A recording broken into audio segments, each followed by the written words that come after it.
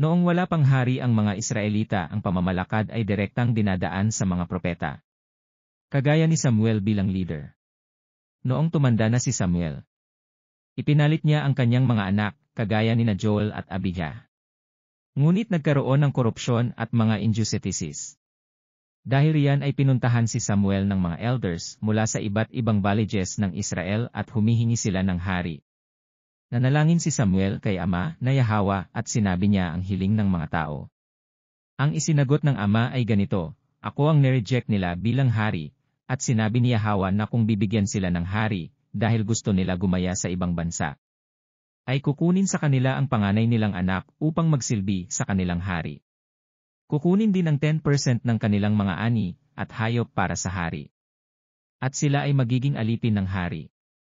Sa kabila ng mga sinabi ni Samuel sa mga elders ay ginusto pa rin nila na magkaroon ng hari. Ipinatawag ni Samuel ang mga tribo at nabunot ang tribo ni Benjamin at mula rito at nabuo ang clan ni Matre. Mula naman sa clan ni Matre nabunot ang pamilya ni Kish. At sa pinakahuli ay napili at naiproklama si Saul bilang unang hari ng Israel. Sa muli at may mga nagrereklamo pa rin bakit si Saul ang napili.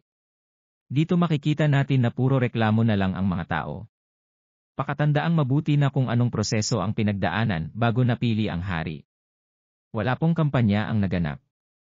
Walang mga party list. Walang eleksyon at hindi po nagkaroon ng nagbotohan ang mga tao. Si Propeta Samuel ang nagpasilitasyon sa pagpili ng magiging hari para sa Israel at ito ay ayon sa instructions ng Ama. Lumalabas na ang unang taong hari ng Israel ay si Saul. Ngunit dahil sa paglabag sa utos, siya ay papalitan. Ang buong kwento kay Saul ay matatagpuan sa 1 Samuel chapter 10. Sa muli ay inutusan na naman si Samuel na puntahan ang susunod na magiging hari. Pansinin na iba ang proseso ngayon. Inutusan ng Ama si Samuel na lagyan ng anointing oil ang kanyang horn at pumunta sa pamilya ni Jesse sa Bethlehem. Isa sa mga anak ni Jesse ang hihirangin bilang pangalawang hari. Ngayon ay isa-isang pinadaan ang mga anak ni Jesse sa harap ni Samuel. Ngunit walang-wala sa kanila ang gusto ng Ama. Kaya ay nagtanong si Samuel kay Jesse, ito na ba ang mga anak mo? Wala sa kanila ang nais ng Ama na Yahweh.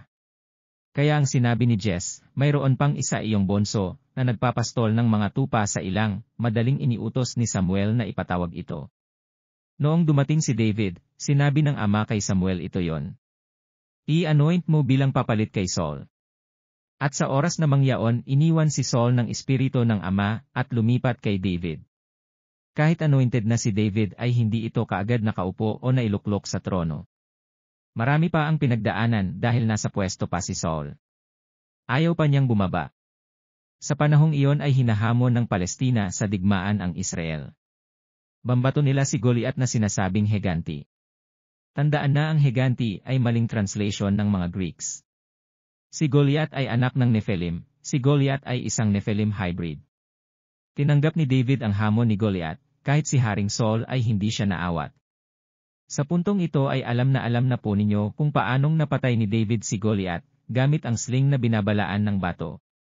Naging popular itong si David, bagay na hindi nagustuhan ni Saul, kung baga ay nasapawan siya at nais niya na mapatay itong si David. Umalis muna itong si David sa kampo ng Israel, nag-ingat siya na hindi siya mapatay ni Saul. Lumipas ang panahon ay napatay itong si Haring Saul at ang iba niyang anak sa digmaan. Pumalit kay Saul ang isa niyang anak na si Ishbosheth. Dahil diyan ay nahati ang Israel. May pumanig sa kampo ni Ishbosheth, ngunit ang tribo ni Judah ay nanatiling loyal kay David. Nagkaroon pa ng paglalaban ang dalawang grupo, kung sa panahon ngayon ay tinatawag itong Civil War. Sila mismo sa loob ang naglalabanan kung sino ang upo sa trono. Nanaig ang kampo ni Haring David. Ngunit minsan ay nanganib ang kanyang paghahari sa paglipas ng panahon. Nagkaroon na rin minsan noon ng kudeta-kudeta. Sa sitwasyon ni Haring David ay sarili niyang anak ang naghahamon, ito ay si Absalom. Ngunit sa maikling kwento ay napatay itong si Absalom.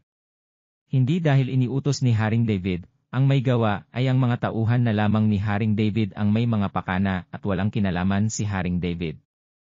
Noong tumanda na si Haring David, ay iniluklok niya si Haring Solomon.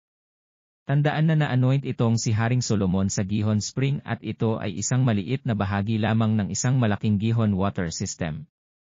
May isang napakahalaga na dapat mapansin na sa usapang pananalig sa biblical time ay ang hari.